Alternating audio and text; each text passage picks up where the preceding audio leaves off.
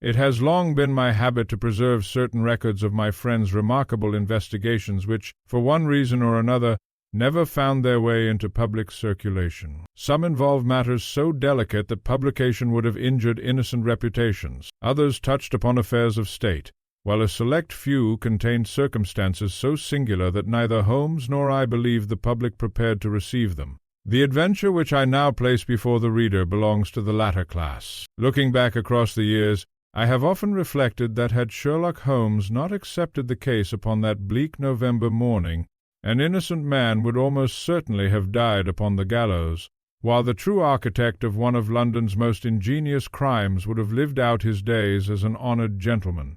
Even now, despite the passage of time, I cannot pass Blackstone Yard without recalling the cold fog that hung over its crooked chimneys, nor hear the clatter of prison gates without remembering the expression upon the face of the man whom Scotland Yard had already condemned.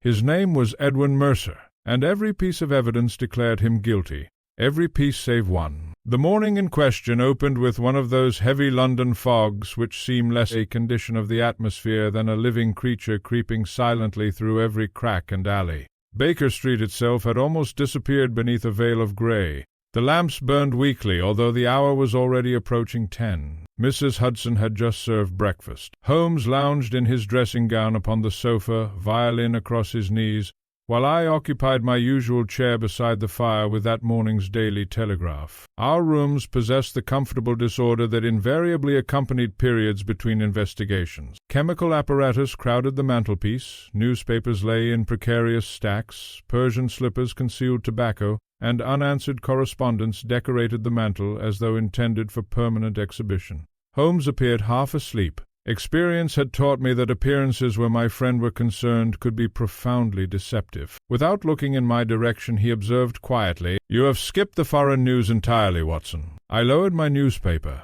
"I have done nothing of the sort." "You have, I assure you. You folded the paper twice after reaching page 4. Had you continued to the foreign section, the lower corner would now bear printer's ink upon your left thumb." I stared at him. "My dear Holmes, you have not once looked at me." "No," he answered lazily. "I have merely observed your reflection in the coffee-pot." I laughed. "It is fortunate your talents are employed upon crime rather than card tables." "On the contrary," said Holmes, accepting another piece of toast, "crime is merely a card table at which the dishonest generally overestimate their own cleverness." Before I could answer, footsteps sounded upon the stairs, not Mrs. Hudson's measured tread, nor the heavy boots of Inspector Lestrade. These steps hesitated, they paused, then continued. Holmes sat upright instantly. "A gentleman." "You know that already?" "The wait, the hesitation, a man uncertain whether he ought to disturb us." The knock followed. "Come in," Holmes called. Mrs. Hudson entered. Behind her stood perhaps the most exhausted gentleman I had ever seen. He was somewhere in his middle 50s, though anxiety had added years to his appearance. His coat was well tailored yet carelessly buttoned. Grey whiskers framed a face drained almost white by sleeplessness. Most striking of all were his eyes. They belonged to a man who had reached the edge of hope. "Mr. Nathaniel Harcourt," announced Mrs. Hudson softly. Holmes bowed. "Our fire is warmer than the landing, Mr. Harcourt. Pray sit." The visitor obeyed mechanically. For nearly half a minute he spoke not a word. At last he removed his gloves with trembling fingers. "Mr. Sherlock Holmes, I have that honor. I fear I have arrived too late." Holmes steepled his fingers. "That remains to be seen." Mr. Harcourt drew a folded newspaper from his pocket and laid it upon the table. Its headline occupied nearly half the page. "Blackstone Yard Murderer to Stand Trial." Below appeared the name, Edwin Mercer.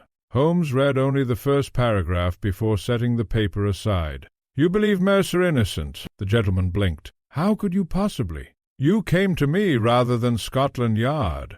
You have already spoken with the police. Repeatedly. They refused to reconsider." Mr. Harcourt nodded. "Entirely." Holmes leaned back. "Then let us begin at the beginning." The man clasped both hands so tightly that the knuckles whitened. "Edwin Mercer has served as secretary in my shipping offices for 22 years. A trustworthy employee? The finest I have ever known. Married?" "Ah, with our children. A daughter." Holmes inclined his head. "And the deceased?" Alhernum Bryce. The name seemed familiar. After a moment I remembered why. Bryce had been one of the wealthiest import merchants in London. His business dealings frequently occupied the financial columns. "He was murdered 3 nights ago," continued Harcourt, "inside his own office. The newspapers say he was stabbed. They also say Mercer was discovered kneeling beside the body. He was the murder weapon in his hand? His fingerprints? The victim's blood upon his clothing? The office door locked from within?" Holmes remained perfectly still. "I see." Mr. Harcourt suddenly leaned forward. "But Edwin did not kill him." Holmes said nothing. "He could not have. What prevents the possibility?" The older man hesitated, then spoke with extraordinary firmness. "Because at precisely the hour the murder occurred." His voice almost broke. "He was waiting for me." Holmes's eyes narrowed ever so slightly. "Waiting where?" "My office." "You saw him?" "No." "You expected to?" Holmes reached for his notebook. "Continue." "I had summoned Edwin to discuss certain irregularities in Bryce's shipping accounts. He was due to arrive at 8:30. I was delayed." "How long?" "Nearly 40 minutes. When you reached your office, he had never arrived." Holmes nodded slowly. "The police?" "They insist he murdered Bryce before coming to me. A reasonable theory." "It would be," Harcourt admitted desperately, "except that Bryce was alive after Edwin had already left his lodgings." Holmes looked up sharply. "You possess evidence?" "A witness." "Reliable?" "My coachman." Holmes became suddenly alert. "What precisely did he observe?" "He drove Edwin halfway across the city." "At what hour?" 20 minutes past 8. "The murder?" "The doctor places it shortly after 8:30. Holmes closed his notebook. "I assume Scotland Yard questioned the coachman." "They dismissed him." "Why?" "They say he confused the time." Holmes rose. He crossed to the window where little beyond swirling fog could be seen. For some minutes he remained silent. At length he spoke. "Watts?" "Yes." "Kindly hand me the newspaper." I did so. He reread the report. Then once more. Finally he smiled. It was not an expression of amusement. It was infinitely more dangerous. "I believe," said Sherlock Holmes quietly, "that Inspector Lestrade has arrested precisely the wrong man." Mr. Harcourt half rose from his chair. "You believe me?" "I believe nothing." Holmes folded the newspaper with meticulous care. "I merely observe that the facts as reported fit together rather too perfectly." He turned. "Perfect evidence is often the greatest evidence of imperfection." A violent knock interrupted him. Before any of us could respond, the door burst open. Inspector Lestrade strode into the room, rain glistening upon his overcoat, his narrow features unusually grave. "I thought I should find you engaged," he remarked dryly upon seeing Mr. Harcourt. Holmes smiled faintly. "You anticipated correctly." Lestrade removed his gloves. "If you've taken up the Mercer business, Holmes, I advise you not to waste your time." "Oh!" "The case is finished." "Indeed?"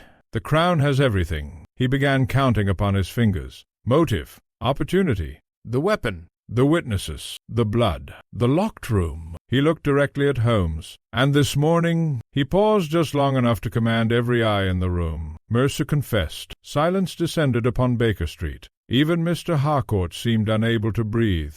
Only Holmes remained perfectly composed. He gazed thoughtfully into the fire. Then, after nearly half a minute, he asked one curious question. "Yes? Was the confession written—" Holmes's eyes gleamed. "Or dictated?" Lestrade frowned. What possible difference could that make? Holmes did not answer. Instead, he reached quietly for his violin. Whenever my friend ignored a question entirely, I had learned that his mind had already begun moving several stages beyond the rest of us. I did not yet know it, but that single unanswered inquiry concerning the manner of Edwin Mercer's confession would become the first thread in a tapestry of deception so intricate that even Scotland Yard, with all its celebrated confidence, had mistaken the innocent prisoner for the murderer and the murderer for one of the most respectable gentlemen in London. The events of that singular morning remained impressed upon my memory with extraordinary vividness, not merely because they marked the commencement of another of Sherlock Holmes's remarkable inquiries, but because I witnessed, perhaps more clearly than on any previous occasion, the curious process by which his mind separated truth from appearances long before evidence itself seemed prepared to cooperate. Inspector Lestrade stood before the fire, warming his hands while the rain upon his coat slowly evaporated into the already smoky atmosphere of our sitting-room. Holmes, meanwhile, had resumed his place upon the sofa, his violin resting idly across one knee. To a casual observer he might have appeared entirely indifferent to the inspector's announcement that Edwin Mercer had confessed. I knew better. The stillness of Sherlock Holmes invariably concealed the greatest activity of thought. "You seem remarkably unmoved," remarked Lestrade. Holmes looked up with mild interest. "My dear Lestrade, I have learned never to be impressed merely because a man has confessed." The inspector laughed. "I should think a confession settles most matters. It settles that someone has confessed. And nothing more?" "Frequently much less." Lestrade shook his head. "You lawyers and doctors always wish matters complicated. I am neither—" "No," replied the inspector with a grin, "which perhaps explains why you complicate them even more." Mr. Harcourt, who had remained pale and silent throughout the exchange, now spoke with sudden urgency. "You do not know Edwin Mercer, Inspector." "I know enough. He has served faithfully for 22 years. So have many men before hanging." The words, though spoken without cruelty, struck the older gentleman visibly. Holmes raised one hand. "Let us avoid conclusions until we possess facts." Lestrade reached into his coat pocket. "I anticipated that you would say precisely that." He produced a folded document. "The confession." Holmes accepted it without haste. "I trust you will permit me." "Certainly." I watched as Holmes unfolded the paper. His eyes moved steadily from top to bottom, then back again. Once, twice, a third time. He finally laid the document upon the table. Lestrade folded his arms. "You notice anything?" "A number of things." "Such as?" Holmes ignored the question. "Was this written at Scotland Yard?" "Who supplied the paper?" "The station clerk." "The pen?" "The same." "And Mercer himself wrote every word?" "He did." Holmes nodded thoughtfully. "Without interruption?" Lestrade hesitated. "There were questions." "What difference does that make?" Holmes smiled faintly. "The greatest difference," the inspector sighed. "You always insist upon mysteries where none exist." Holmes picked up the confession once more. "Observe, Watson." I leaned forward. "The handwriting?" "No." "The language?" "Exactly." I examined the page. At first glance it appeared entirely ordinary. "I confess," I admitted, "that I noticed nothing remarkable." Holmes pointed to one sentence. "My conscience compels me to surrender entirely to the administration of justice." He looked toward me. "Does that sound like a shipping clerk?" "I suppose it might." "Would you ever speak so?" "Hardly." "Nor I." He tapped another line. "No earthly punishment exceeds the burden of guilt." Holmes looked at Lestrade. "Did Mercer truly compose this?" "He wrote what he wished, or what he was encouraged to express." The inspector frowned. "You imply coercion." "I imply nothing." "Then what?" "I merely observe that ordinary men rarely become poets immediately after arrest." Mr. Harcourt looked at Holmes with renewed hope. "I have never heard Edwin speak in such a fashion." Holmes nodded. "I suspected as much." Lestrade gave an impatient shrug. "You place entirely too much importance upon wording." "On the contrary." Holmes folded the confession neatly. "I place importance upon character." The inspector remained unconvinced. "It makes no difference. The evidence is overwhelming." Holmes smiled. "So I have been told." "The knife." "The blood." "Quite." "The witnesses." "Certainly." "The locked office." "Indeed." "The confession." "Possibly." Lestrade blinked. "Possibly?" Holmes stood. "I should like to visit the scene." "You may." "The body has been removed?" "The room?" "Still sealed." Lestrade looked almost disappointed. I expected greater resistance. "My dear fellow," Holmes replied pleasantly, "one should never resist facts." He paused. "Only interpretations." Within the hour we found ourselves travelling eastward through streets, where the November fog drifted between warehouses like smoke from unseen furnaces. Blackstone Yard lay among older commercial buildings whose brickwork had blackened through decades of coal smoke. The murder had occurred on the second floor of Bryce & Company, import merchants. A constable admitted us after recognizing Lestrade. The building itself possessed that peculiar silence common to offices unexpectedly abandoned after tragedy. Our footsteps echoed along polished corridors. The murdered man's office stood at the end. The seal was broken. Lestrade opened the door. Holmes entered without speaking. The room surprised me by its elegance. Heavy mahogany furniture, Persian carpets, bookshelves, an enormous globe, maps covering one wall. The desk stood near tall windows overlooking the narrow yard below. Only one obvious sign of violence remained. A dark stain had resisted repeated cleaning. Holmes ignored it entirely. Instead, he walked slowly around the room, his hands clasped behind his back, his eyes moving continually. He examined curtains, bookcases, the fireplace, the ceiling, door hinges, window latches, even the brass coal scuttle. Not once did he look at the floor where Bryce had died. Lestrade finally laughed. "The body was down here, Holmes." "I know." "Then why inspect the ceiling?" "Because the murderer almost certainly did not commit the crime lying upon the carpet." The inspector rolled his eyes. Holmes suddenly stopped before the desk. Without touching anything, he bent low. "What do you observe, Watson?" "The blotter." "What else?" "A silver inkstand. Correspondence." "Continue." "A calendar." Holmes nodded approvingly. "The calendar interests me." I looked more closely. November. The date of the murder circled neatly in blue pencil. "I confess I see nothing unusual." "You will." He opened one desk drawer. Another. Stationery. Lestrade produced the key. Holmes examined its contents. Financial ledgers, receipts, shipping manifests. Nothing remarkable, yet he smiled again. "Curious." "What is?" Holmes held up one ledger. There was indeed a clean rectangular space upon the shelf beneath the ledger. "As though another book had stood beside it," I said. "Precisely." Lestrade shrugged. "Perhaps there had." "Quite." Holmes replaced the ledger. "And now there has not." The inspector looked unconcerned. "What importance can one missing ledger possess?" Holmes answered quietly. "Sometimes, Lestrade, a missing object tells us far more than every object left behind." He next approached the windows. Both overlooked Blackstone Yard below. The fog had thinned enough to reveal warehouses opposite. Holmes unlocked one window. It opened smoothly. He looked down, then upward, then outward across the neighboring rooftops. "What do you see?" I asked. "A possibility." "Of what?" "I am not yet certain." He leaned farther outward. The inspector called sharply, "Take care!" Holmes merely smiled. "My dear Lestrade, if I intended to fall, I should hardly announce the attempt." Returning inside, he examined the brass latch with his lens. Finally he closed it gently. "No scratches." "So? So whoever locked this window did so with a key already inside." Lestrade looked puzzled. "It has no exterior lock." "Exactly." The inspector blinked. Holmes said no more. Nearly half an hour passed before Holmes approached the fireplace. The ashes had not yet been removed. He knelt, carefully separated them with a poker, then suddenly became motionless. His hand reached delicately between two blackened fragments. He withdrew something scarcely larger than a postage stamp. "What have you found?" He did not answer. Instead, he slipped the object into his waistcoat pocket. "So," he murmured almost to himself. "I wondered." I had learned better than to question him immediately.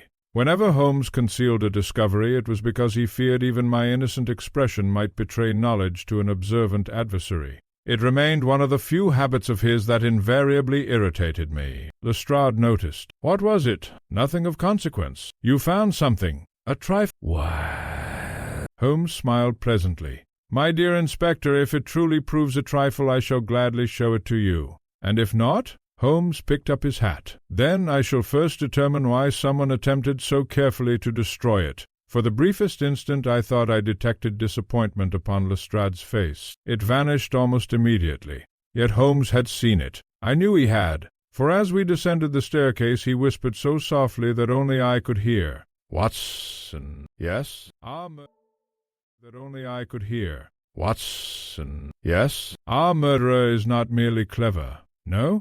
He is watching." I looked instinctively toward the windows opposite. The fog concealed everything, but somewhere beyond that grey curtain I could not shake the uneasy conviction that unseen eyes had indeed followed every movement Sherlock Holmes had made within Algernon Bryce's office, and Holmes, by the slight tightening of his lips, had already noticed them long before I had. The greatest misconception concerning Sherlock Holmes was that he relied upon extraordinary intuition. Those who met him only briefly often attributed his successes to some mysterious instinct bordering upon the supernatural. Nothing could have been further from the truth. If there existed any magic in his methods, it lay in his relentless devotion to observation, and his refusal to permit even the smallest fact to escape examination. It was upon the morning following our inspection of Bryce and Company's offices that I found Holmes seated at our breakfast table, not with the newspapers as was his custom, but with a London street directory spread before him.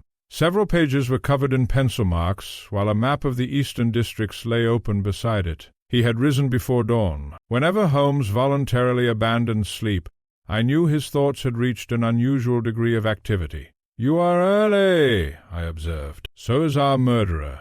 You believe he has already made another move?" "I am certain of it." Without lifting his eyes from the map, he slid a folded sheet across the table. It arrived by messenger shortly after 6. The note contained only a few hurried lines. "Mr. Holmes, the police have removed every paper from Mr. Bryce's office except one locked cabinet which cannot be opened. Inspector Lestrade says the key has disappeared. Nathaniel Harcourt." Holmes smiled faintly. "The key has not disappeared. You think it was stolen?" "I know it was." "By the murderer? Who else would profit from a locked cabinet remaining unopened? I considered the matter. It may contain the missing ledger." "Precisely." He folded the note carefully. "But that cabinet is no longer today's objective." "No?" He tapped another address upon the map. "Edwin Mercer's residence." By 10 o'clock we found ourselves travelling eastward through the docks toward Wapping, where the Thames carried the smells of tar, salt water, and coal smoke through narrow streets lined with modest brick houses. Mercer's home occupied the corner of a quiet lane. Though small, it was remarkably well kept. Every window had been washed despite the weather. Brass fittings gleamed. Even the tiny front garden showed evidence of careful attention. "A man of orderly habits," I remarked. "Or a woman of them." Holmes pointed toward the flower beds. "The daughter." Before I could inquire further, the front door opened. A young lady stepped quietly onto the threshold. She could not have exceeded 23 years of age. She wore a simple black dress that had plainly been altered several times to prolong its usefulness. Grief had left its mark upon her face, yet there remained a dignity which neither poverty nor anxiety had diminished. "You are Mr. Sherlock Holmes?" "I am." "I am Eleanor Mercer." She hesitated. "My father said if anyone could help—" Her voice faltered. Holmes removed his hat. "We shall do everything within our power." She admitted us into a sitting-room whose modest furnishings reflected years of careful economy rather than want. Books occupied nearly every shelf. A violin rested upon a cabinet. Family photographs stood neatly arranged above the fireplace. Holmes noticed them all. "So your father plays?" Miss Mercer looked surprised. "He does. The instrument has fresh resin upon the bow." She smiled sadly. "He has not touched it since his arrest." Holmes walked slowly about the room. His attention lingered upon a framed certificate from a charitable society, several shipping manuals, and a shelf containing works of history, mathematics, and Latin classics. "You have been well educated." My father insisted. "He educated you himself?" "Mostly." Holmes nodded approvingly. "A remarkable man." Tears filled her eyes. "They say he murdered Mr. Bryce." "And what do you say?" "I know he did not." "Why?" She answered without hesitation. "Because he could not lie." The simplicity of her reply struck even Holmes into silence. At length he asked gently, "Did your father ever speak of Algernon Bryce?" "Only professionally." "Any quarrels?" "None." "Yes?" She shook her head. "My father disliked conflict." Holmes turned toward the writing desk near the window. "May I?" "Of course." Within its drawers lay neatly bundled correspondence, account books, and several diaries. Holmes examined none of the personal writings. Instead, he searched the drawers themselves. Presently he smiled. "There it is." "What?" He pointed toward an empty space lined with dust. Another missing notebook. The rectangular outline matched almost exactly the empty space we had observed inside Bryce's office. Holmes measured both with his fingers. "The same dimensions. You think they are connected?" "I should be astonished if they were not." Miss Mercer looked puzzled. "My father kept his appointment diary there." "When did you last see it?" "The evening before his arrest." "And afterward?" "I searched everywhere." Holmes looked at me. "Our thief has been thorough." Before departing, Holmes asked one final question. "Miss Mercer, did your father receive visitors during the week before the murder?" She reflected. "Only one gentleman." "Describe him." "He was elderly." "Greybeard?" "A walking stick?" "I believe so." "What name did he give?" "He did not." Holmes became very still. "How long was he here?" "Perhaps 15 minutes." "And your father?" "He seemed troubled afterward." "Did he explain why?"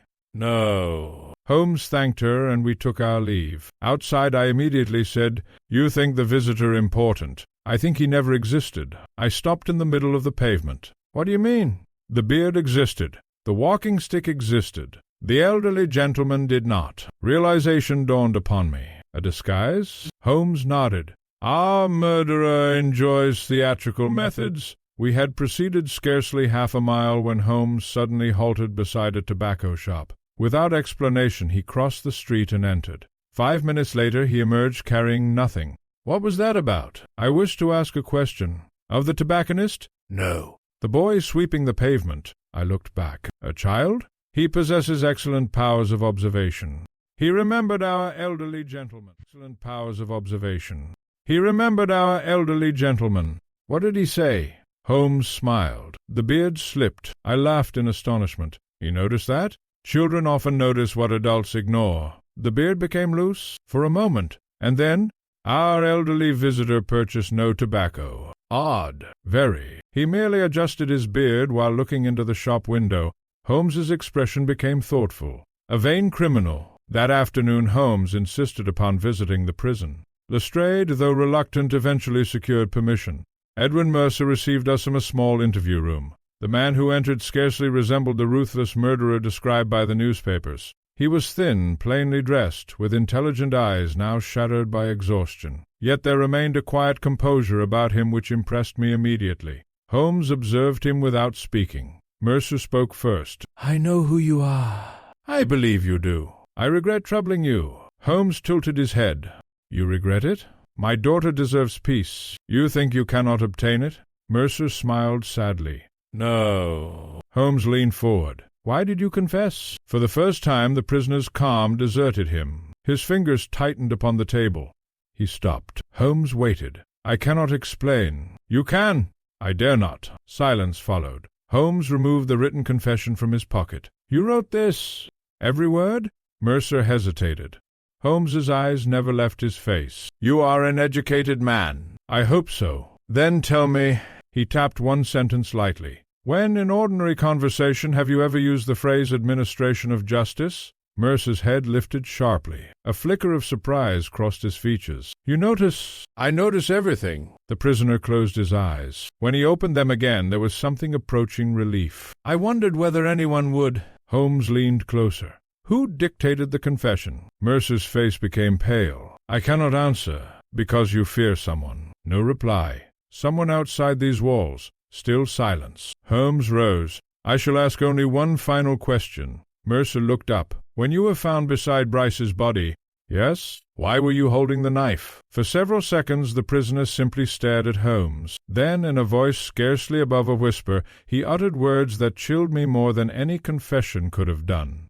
He swallowed. Someone placed it in my hand. Before Holmes could speak again, the prison governor opened the door. Time, gentlemen. Mercer stood. As he was led away, he turned only once, not toward me, not toward Holmes, but toward the single high window through which a shaft of pale November sunlight had begun to fall. Holmes remained motionless until the heavy door closed. Then, very quietly, he said, What's... Yes? Our innocent man has just told us the truth. He has? Every word. But he still refuses to name the person who forced his confession. Holmes's expression darkened. He refuses because he believes that if he speaks, he paused, someone far more precious than himself will die. At that moment I realized our investigation had become something far more sinister than a simple murder inquiry. Somewhere in London, hidden behind false beards, missing ledgers, and fabricated confessions, there existed an unseen adversary who possessed enough influence or enough ruthlessness to silence an innocent man even from the safety of a prison cell.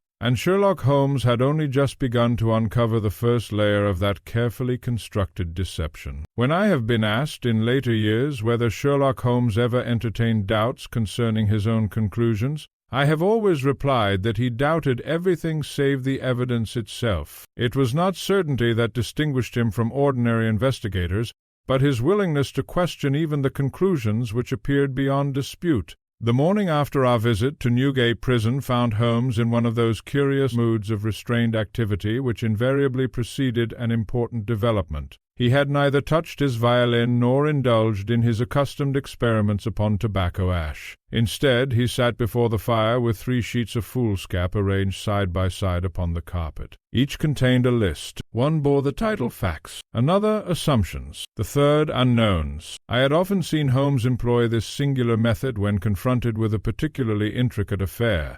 He maintained that most investigators confused what they knew with what they merely believed. "Come, Watson," said he, as I entered from my bedroom. "Assist me." "Gladly." He handed me the first sheet. "Read aloud." "I oblige. Algernon Bryce murdered between 8:30 and 9 o'clock. Fact," Holmes replied. "Mercer discovered beside the body." Fact. Knife in Mercer's hand. Fact. Office locked from within. Fact. Mercer confessed. Holmes shook his head. "No." I looked up. "He certainly confessed. He certainly signed a confession. There is a distinction, a profound one." He transferred the final statement from the page marked Facts to that headed Assumptions. "There," said Holmes. "Already the case grows clearer. You truly believe Mercer innocent." "I believe he has behaved as innocent men often behave." "Which is?" "They attempt to protect others." Before noon, Inspector Lestrade arrived, carrying beneath his arm a parcel wrapped in brown paper. "I thought these might interest you." Holmes accepted it. "What have we here?" "The prisoner's effects." Inside lay Mercer's pocket watch, spectacles, gloves, notebook, purse, keys, and a small silver pencil. Holmes spread each article carefully upon the table. He touched nothing at first. Instead, he observed. Lestrade appeared surprised. "I expected disappointment." "My dear Lestrade, disappointment is reserved for evidence which refuses to exist." He picked up the spectacles. "Recently repaired." The optician confirmed it. The frame bent, apparently dropped. Holmes nodded. "When?" "The day before the murder." So Mercer said. Holmes examined the tiny screws holding the frame together. They were repaired by an experienced hand. "You can tell that?" "The screws are perfectly aligned." Lestrade smiled. "I confess I should never have noticed. You are improving." The inspector laughed. "I shall take that as praise." Holmes next examined the pocket watch. It was plain silver, somewhat worn from years of use. He listened to its movement, then opened the back. Inside was engraved a brief inscription. "To Edwin Mercer, 20 years of faithful service. Nathaniel Harcourt." Holmes smiled. "A generous employer. He speaks highly of Mercer." "He does." Holmes suddenly became thoughtful. "Perhaps too highly." I looked at him in surprise. "You suspect Harcourt?" "I suspect everyone. Even the man who sought our help. Especially him." Seeing my expression, Holmes added quietly, "The first duty of an investigator is to distrust gratitude." The notebook contained little beyond appointments, shipping references, and carefully written reminders. Holmes turned each page slowly, then stopped. "What is it?" "Observe." Several pages had been neatly removed with a razor. "They have been cut," I exclaimed. "Not torn." Lestrade frowned. "We noticed that." "You did?" "Certainly." "And asked no further questions?" "There seemed little importance." Holmes looked almost amused. "My dear Lestrade, there is no object more eloquent than a missing page." He measured the spacing. 5 pages. "What do you infer?" "That someone wished to erase not merely one entry, but an entire sequence." Before Holmes could continue, there came another knock at the door. Mrs. Hudson entered. "A gentleman to see you, Mr. Holmes." "His name?" "He declines to give one." Holmes's eyes brightened. A moment later, a visitor entered. He was perhaps 60 years of age, heavily built, with iron-gray whiskers and a polished walking-stick of ebony. His clothes were expensive, though conservative. The instant he crossed the threshold, I saw Holmes's gaze sharpen. The gentleman bowed. "I regret calling without invitation." "You are welcome. My business concerns Mr. Algernon Bryce." Holmes motioned him toward a chair. "I am listening. My name is Jonathan Ellery." He spoke with measured confidence. "I was Bryce's solicitor." "I see." "I understand you have undertaken inquiries." "We have. I have come only to advise caution." Holmes remained perfectly expressionless. "Caution?" "There are interests involved which extend far beyond an ordinary murder." Holmes smiled faintly. "I had already reached that conclusion." Mr. Ellery inclined his head. "Then perhaps you will also conclude that further investigation is unwise." Silence filled the room. I felt the atmosphere alter almost perceptibly. Holmes's voice remained courteous. "Is that friendly advice?" "It is." "Or a threat?" The solicitor smiled. "I should never threaten Mr. Sherlock Holmes." "No?" I merely suggest that Scotland Yard has already reached the proper conclusion." Holmes folded his hands. "You knew Algernon Bryce well?" "For many years." "And Edwin Mercer?" "Only by reputation." Holmes nodded. "One final question." "Certainly. Did you visit Bryce's office on the afternoon before his death?" For the first time the gentleman hesitated. "A brief business matter. I thought as much." Holmes rose politely. "I thank you for your visit." The solicitor stood. As he reached the door, Holmes spoke once more. "You have admirable theatrical instincts." The man turned. "I beg your pardon?" "The beard." For the briefest instant every trace of color left the visitor's face. Then, recovering himself, he laughed. "My beard? It suits you." Without another word the gentleman departed. The front door closed. Holmes remained motionless until the sound of footsteps faded. Then he turned to me. "Watson." "Yes?" "You observed?" "I fear not." "Our elderly visitor." "You observed?" "I fear not." "Our elderly visitor from Wapping." "The same man?" "The beard. But this one was genuine." "Entirely." Holmes smiled. Our murderer anticipated precisely that conclusion. We hurried to the window. The solicitor had entered a handsome carriage waiting across Baker Street. A liveried coachman climbed onto the box. The horses started forward. Holmes seized his hat. "Come." Within moments we had secured a hansom. "Follow that carriage," Holmes instructed. The chase carried us through Marylebone, along Oxford Street, and south toward the Strand. The solicitor's carriage maintained an unhurried pace. "He wishes to be followed," Holmes observed. "You think so?" "He has looked back 3 times. At last the carriage halted before an imposing office building. Mr. Ellery entered. Holmes made no attempt to follow. Instead, he studied the neighboring establishments. "What interests you?" "I came east." "Observe the rear entrance." A narrow alley separated the buildings. While I watched, a young messenger emerged from the solicitor's office, not by the front door, but through the alley. He hurried away carrying a leather portfolio. Holmes smiled. "There goes the important business. We follow him?" "Immediately." The youth moved rapidly through crowded streets until he reached Charing Cross Station. There he handed the portfolio not to a railway official but to a tall gentleman wearing a dark travelling coat and soft felt hat. The exchange lasted scarcely 5 seconds. The stranger disappeared into the station. Holmes made no attempt to intercept him. Instead, he watched with extraordinary attention. "What now?" "We return." "You are not going after him?" "No." "But the portfolio?" "Contains nothing." I blinked. "Nothing?" "It is a decoy." "You are certain?" "Quite." "How?" Holmes's eyes sparkled. "Our friend wished us to chase it." "And we did." "Exactly." Holmes lit his pipe. The true message traveled elsewhere. That evening Holmes shut himself inside his bedroom for nearly 2 hours. When at last he emerged, he had transformed himself so completely that I scarcely recognized him. His shoulders stooped, his cheeks appeared hollow, a sparse grey beard covered his face. His clothes were those of a retired dock clerk. Even his voice had altered. "My dear Holmes," he smiled beneath the false whiskers, "the theatre has its uses. Where are you going?" "To Wapping." "Alone?" "Certainly." "I insist upon accompanying you." "No." "Why?" "Because tonight, Watson—" He adjusted his worn cap. "I intend someone to mistake me for another man." He extinguished the lamp. 5 minutes later Sherlock Holmes disappeared into the dense London fog, leaving me alone in Baker Street with an uneasy conviction that he had deliberately stepped into the path of a danger whose nature he had not yet chosen to reveal. I sat long into the night awaiting his return. It was nearly 1 o'clock in the morning when the door finally opened. Holmes entered quietly. His disguise remained intact, but one sleeve of his shabby coat had been neatly slashed from cuff to elbow by what could only have been the stroke of a very sharp knife. He removed his hat with perfect composure. "Pity," he remarked mildly. "That was an excellent coat." I sprang to my feet. "Holmes, you've been attacked." He glanced at the ruined sleeve. "Indeed." "Were you injured?" "Fortunately not."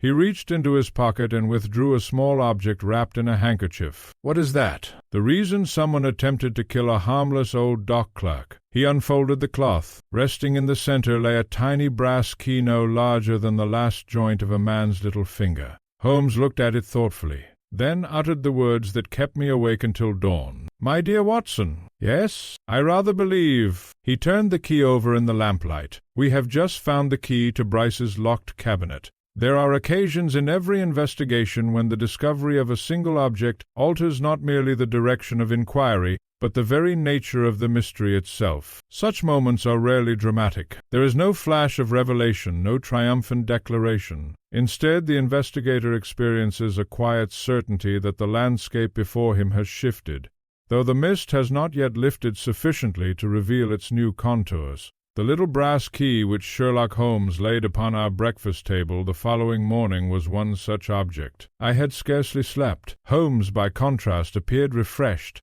as though an attempted assault in the foggy alleys of Wapping had served merely as invigorating exercise. Mrs. Hudson had scarcely withdrawn after serving breakfast when I took up the key once more. "It is remarkably small." "So are many dangerous things," Holmes replied. "You are convinced it belongs to Bryce's cabinet?" "I am convinced of nothing." He smiled faintly. "I merely observed that someone considered it worth murdering for." He accepted the key from my hand and turned it beneath the morning light. "It has been carried for years." "You can tell?" "The edges are polished smooth by repeated handling. It belongs to its owner." "Indeed." He slipped it into his waistcoat pocket. "And by this afternoon, I hope, we shall discover whether it belongs to the cabinet." At 11 o'clock we met Inspector Lestrade outside the offices of Bryce & Company. The fog of previous days had given way to a dull sky through which a pale sun struggled unsuccessfully. Blackstone Yard looked less mysterious in daylight, yet no less melancholy. Business in the neighboring warehouses had resumed, though conversations ceased whenever our little party passed. Lestrade unlocked the office door. "I confess," said he, "I am curious." "As am I," Holmes replied. The office remained almost exactly as we had left it. Dust lay undisturbed upon the bookshelves, while the dark stain upon the carpet had faded little despite determined efforts to remove it. Holmes walked directly to the locked cabinet standing beside Bryce's desk. It was a handsome piece of mahogany, scarcely 4 feet high, fitted with brass corners and a single keyhole. Lestrade produced several keys from his pocket. "None of ours fit." "I should hope not." Holmes withdrew the tiny brass key. For a brief moment he held it without moving. Then he inserted it. A soft metallic click echoed through the silent room. The lock turned. Lestrade let out a low whistle. "I'll be damned." Holmes opened the cabinet. Inside were 3 shelves. The upper shelf held several legal documents tied neatly with blue ribbon. The second contained correspondence arranged alphabetically. The third was empty. Complete silence followed. Lestrade stared. I confess that my own disappointment was profound. "Empty?" I exclaimed. Holmes merely nodded. "Exactly." Lestrade folded his arms. "It appears your mysterious key has opened a cabinet containing absolutely nothing." Holmes did not answer. Instead, he crouched before the lowest shelf. Then he smiled. "No." Why? "It contains exactly what I expected." "I see nothing." "You are looking at the shelf. And you?" I bent beside him. The shelf was indeed dusty, except for a perfectly clean rectangle in the center. Something had rested there. Something recently removed. Holmes measured the outline with his fingers. "The missing ledger," I said. "Not a ledger." "No?" He shook his head. "Too shallow." "A document box?" "Precisely." Lestrade frowned. "It has been removed." "You can tell?" Holmes pointed to the dust. "The edges have not yet settled." He rose slowly. Our adversary reached the cabinet before we did. While Lestrade searched the remaining shelves, Holmes examined the cabinet itself. His fingertips moved lightly over the inner walls, then the hinges, finally the back panel. Suddenly he tapped the wood twice with his knuckles. The sound differed slightly, hollow. He produced his penknife. Within moments he had located a cleverly concealed spring. The rear panel swung inward. Behind it lay a narrow hidden compartment. Even Lestrade gasped. My word, the compartment contained only one object, a folded sheet of paper. Holmes unfolded it carefully. There was no signature, only a list of dates. Beside each date appeared a series of initials. Nothing more. Lestrade looked puzzled. "What does it mean?" "I have no idea." "Then it is useless." Holmes smiled. "My dear Lestrade." He folded the paper. "If a man constructs a secret compartment merely to conceal a worthless list, he possesses unusual habits." As Holmes replaced the panel, my attention wandered toward Bryce's writing desk. Something caught my eye. "Holmes." "Yes?" "The inkstand." He crossed immediately. "What about it?" "I cannot say." He looked closely. The silver inkstand had not moved since our previous visit, yet now Holmes leaned so near that his nose almost touched it. After several seconds he laughed quietly. "What have you found?" "The murderer." Lestrade looked sharply around the room. "Where?" Holmes pointed to the crystal ink bottle. We both stared blankly. Holmes lifted the bottle. Around its silver collar were faint traces of dark green powder. He scraped a minute quantity onto a sheet of paper. "What is it?" "I shall tell you after Watson examines it." He handed me the sample. As a medical man I recognized the substance almost immediately. "It resembles powdered verdigris." "Exactly. Copper corrosion." "Quite." Lestrade frowned. "What importance has that?" Holmes looked toward the inspector. "None." "None?" "If one ignores the fact that this inkstand is solid silver," the inspector blinked, "it cannot produce verdigris." "Precisely." Holmes's eyes gleamed. "Therefore the powder arrived here from somewhere else." Our examination was interrupted by hurried footsteps in the corridor. A young constable entered, visibly excited. "Inspector." "What is it?" "A message from Newgate." Lestrade opened the note. His expression darkened. "What has happened?" I asked. He looked at Holmes. "Murder." "What of him?" "He attempted suicide." For perhaps the first time since the case began, I saw genuine alarm flash across Holmes's features. "When?" "Less than an hour ago." "Is he alive?" "Barely." Holmes was already reaching for his coat. "We leave immediately." Newgate Prison possessed a somber atmosphere at the best of times. That afternoon it seemed heavier still. The governor met us personally. "He's fortunate the warder arrived when he did." Holmes asked only one question. "How?" A strip torn from his blanket. We were conducted to the prison infirmary. Mercer lay upon a narrow bed, pale but conscious. His eyes opened as we approached. Holmes dismissed the attendants with a glance. When we were alone, he spoke quietly. "You did not attempt to kill yourself." Mercer stared. "No." "I thought not." The prisoner struggled to sit upright. "They will not believe me." "I shall." Holmes leaned closer. "Tell me exactly what occurred." Mercer drew a slow breath. "I was asleep." "And then?" "I woke because someone whispered my name." "Inside your cell?" "The guard?" "No." "Who then?" "I never saw." Holmes remained utterly still. The voice said. Mercer's lips trembled. "Confess nothing more." A chill passed through me. "And afterward?" "I felt something tighten around my neck." "You fought?" "I lost consciousness." Holmes examined the marks upon the prisoner's throat. Then he looked toward me. "Watson." "These bruises." I examined them carefully. "They are inconsistent. If a man hangs himself—" I paused. "The pressure is upward." "And these?" "They are horizontal." Holmes nodded. As though someone standing behind him tightened the cloth. Holmes rose immediately. "The governor." Within minutes the prison governor returned. Holmes's questions came rapidly. "Who visited Mercer this morning?" "No one." "Who possesses keys?" "My officers." "Any repairs?" "None." "Any strangers?" The governor hesitated. "Only one." Holmes's eyes narrowed. "A clergyman." "When?" "Early this morning." "Name?" "Reverend Matthew Collings." "Your regular prison chaplain?" "No." "He carried proper credentials." Holmes turned to Lestrade. "They were forged." The governor looked astonished. "You believe so?" "I know so." "Why?" Holmes answered in a voice so calm that it seemed all the more disturbing. "Because the gentleman who called himself Reverend Collins did not come to comfort Edwin Mercer." Holmes glanced once more toward the bruises on the prisoner's neck. "He came," his expression hardened, "to ensure that Scotland Yard's prisoner never lived long enough to tell the truth." The realization struck every man in the room simultaneously. This was no longer merely a murder investigation. Someone with audacity enough to forge clerical credentials had walked calmly into one of London's most secure prisons, not to free a prisoner, not to threaten him, but to murder him under the very noses of his guards. As we left the infirmary, Holmes spoke so quietly that only I could hear him. "Our enemy has made a grave mistake." "In attempting to kill Mercer?" "No." "In failing." He looked back toward the prison. "A desperate man is always more dangerous than a confident one." I glanced at him. "You believe our adversary is desperate?" Holmes adjusted his gloves. "My dear Watson," a faint smile crossed his face, "he has now attempted to destroy 3 different pieces of evidence. The missing diary, the cabinet, indeed, and Mercer himself." Holmes stepped into the waiting hansom.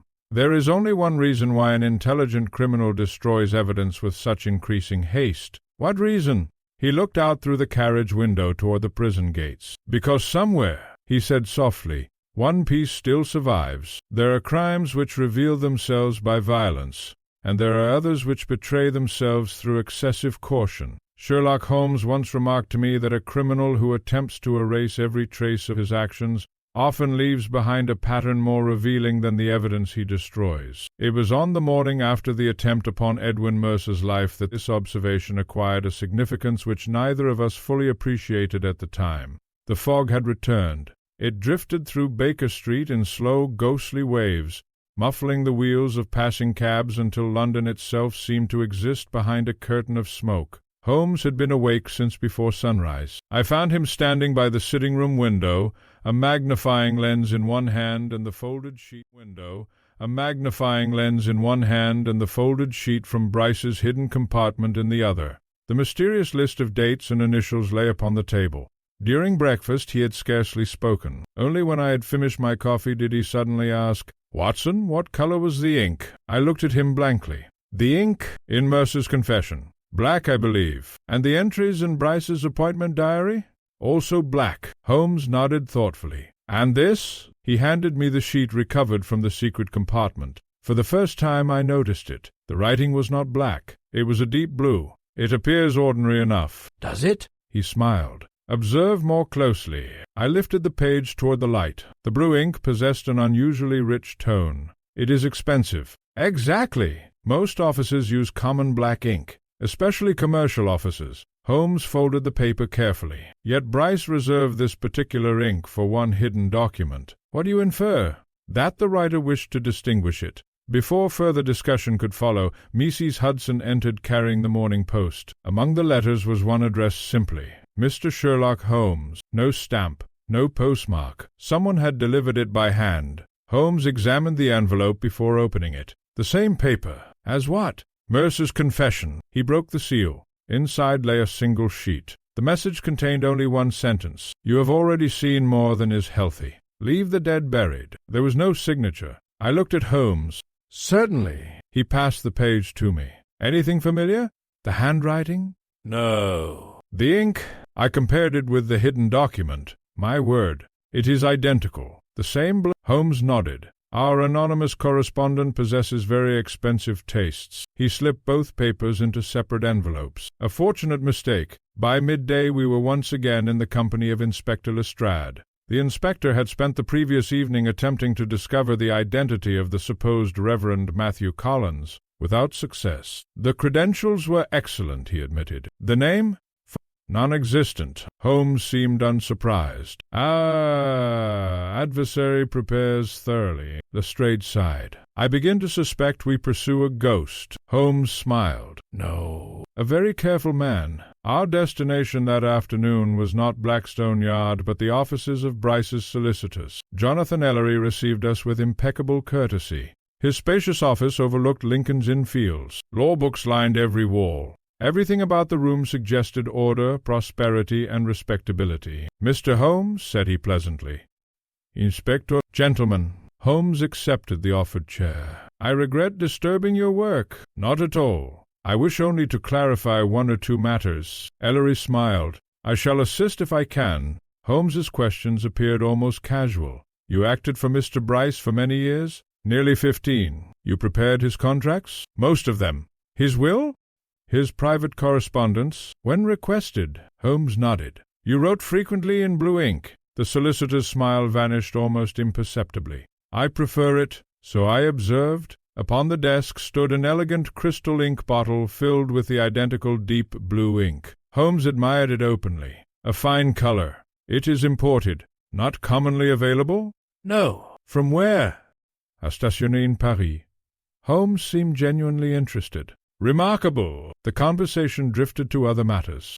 Bryce's business affairs. Nothing of obvious significance. Yet throughout the interview Holmes watched the solicitor's hands more than his face. As we departed he thanked Mr. Ellery warmly. Outside I could no longer restrain myself. "The ink!"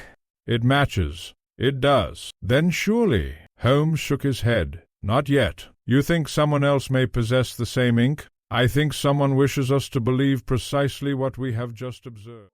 I think someone wishes us to believe precisely what we have just observed. Instead of returning home, Holmes directed our cab toward a modest stationer's shop near Holborn. The proprietor proved an elderly Frenchman. Holmes purchased a bottle of blue ink, then another, finally a third. Outside he handed them to me.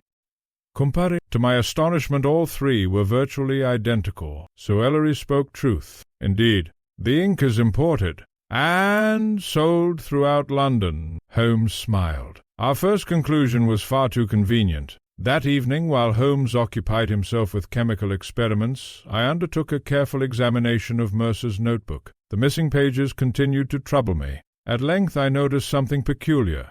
Though the pages themselves had been removed, faint indentations remained upon the sheet beneath. I called Holmes immediately. He extinguished his spirit lamp. Without another word he fetched a soft graphite stick. Rubbing it lightly across the paper, he gradually revealed the impressions left by the missing writing. Letters appeared, then words, finally an entire sentence. Neither of us spoke while it emerged. The message read, "Meet B alone. He says the solicitor must never know." Holmes stared at the page. The solicitor? Ellery? Perhaps. Or another. He carefully copied the words. Who is B? I believe we already know. Exactly. At that very moment there came a furious knocking upon the front door. Before Mrs. Hudson could answer it, hurried footsteps bounded up the stairs. Nathaniel Harcourt burst into the room. His face was white, his hat soaked with rain. "Mr. Holmes, what has happened?" "My warehouse." "Yes, it has been searched." Holmes became instantly alert. "Everything overturned? Anything stolen?" Harcourt hesitated. "Only one thing." What? A locked dispatch box. Holmes exchanged a quick glance with me. "The box contained?" I don't know. "You never opened it?" "It belonged to Bryce." "Why was it in your possession?" "He asked me to keep it temporarily." When? "The day before he died." Holmes rose so abruptly that his chair fell backward. "And you neglected to mention this?" I thought it unimportant. Holmes's voice remained calm, though I knew him well enough to detect the urgency beneath it. "My dear Mr. Harcourt," he picked up his coat, "there is no such thing as an unimportant locked box." Within 20 minutes we reached Harcourt Shipping Company. The office presented a scene of calculated disorder. Drawers had been emptied, papers scattered, cabinets forced open. Yet Holmes immediately noticed what escaped everyone else. "This is no burglary." Lestrade looked around. "Why not?" "Because nothing valuable has been touched. Silver remained. Cash lay undisturbed. Only documents had been examined." Holmes walked directly to the safe. It stood open. The dispatch box was gone. He knelt before the lock, then, to my astonishment, began smiling. "What now?" The thief. "What of him?" He was interrupted. "How do you know?" Holmes pointed toward the carpet. Near the safe lay a single burnt match, a small pool of melted sealing wax. He intended to reseal something. Exactly. But someone disturbed him. Before further examination could continue, one of Harcourt's clerks entered nervously. "What is it?" The night watchman. "Yes? He's been found." "Where?" "In the alley." "Aliva?" The clerk swallowed hard. "Barely." We hurried outside. The old watchman lay against the brick wall, breathing with difficulty. His forehead bore a deep wound. Holmes knelt beside him at once. "Can you hear me?" The man opened his eyes weakly. Yes. "Who attacked you?" His lips moved. What gentleman?" The one." He coughed painfully. "With the silver." His head fell back. He lost consciousness. Holmes looked up slowly. "The silver cane." I remembered instantly. Jonathan Ellery carried an ebony stick fitted with a heavy silver handle. But before I could speak, Holmes quietly shook his head. "No? You don't believe it? I believe someone wishes us to." Adversary grows increasingly bold. "Why?" "Because he no longer attempts merely to conceal the truth." Holmes gazed thoughtfully toward the rain-soaked alley where the unconscious watchman lay. "He is beginning," his expression hardened, "to manufacture it." At that moment I realized that the case had entered an altogether darker phase. The murderer was no longer content to hide his own footprints. He had begun laying fresh ones carefully arranged to lead every honest investigator toward precisely the man he wished them to suspect. And Sherlock Holmes, I knew, had recognized the trap before the rest of us had even seen the bait. The history of crime affords many examples of ingenious murderers, accomplished forgers, and men whose daring has astonished even the most experienced officers of the law. Yet Holmes once remarked that the rarest criminal of all is not the clever man, but the patient one. "Our opponent," he said to me on the morning following the attack upon Harcourt's warehouse, "has waited years before striking. That alone makes him dangerous." The events of that day confirmed his opinion more completely than either of us anticipated. London awoke beneath a hard frost. The fog had lifted during the night, leaving the city unusually clear. From the windows of Baker Street one could see the chimneys stretching toward a pale winter sky, their smoke drifting eastward across the rooftops. Holmes had already arranged upon the dining table every document connected with the affair. Mercer's confession, the anonymous threat, the list of initials from Bryce's hidden compartment, the graphite copy of the missing notebook entry. Beside them lay a fresh sheet of foolscap upon which Holmes had drawn 3 columns. Beneficiaries. "You continue to reorganize the facts," I observed. "I continue to remove assumptions." He wrote another name beneath the first heading, Algernon Bryce, then another, Edwin Mercer. Finally he added, "Unknown. You expect another victim?" Holmes placed the pencil upon the table. "I fear one already exists." Before I could ask what he meant, Inspector Lestrade arrived with unusual haste. "I've news." Holmes motioned him toward the fire. "The watchman?" "Recovering." "And?" "He insists the attacker carried a silver-handled cane." Holmes merely nodded. "I expected as much." Lestrade looked almost irritated. "You say that every time evidence appears." No. "I say it whenever evidence appears too conveniently." The inspector removed another folded paper from his pocket. "There is more." He handed it across. "It came from the prison this morning." Holmes unfolded the letter. It bore no signature.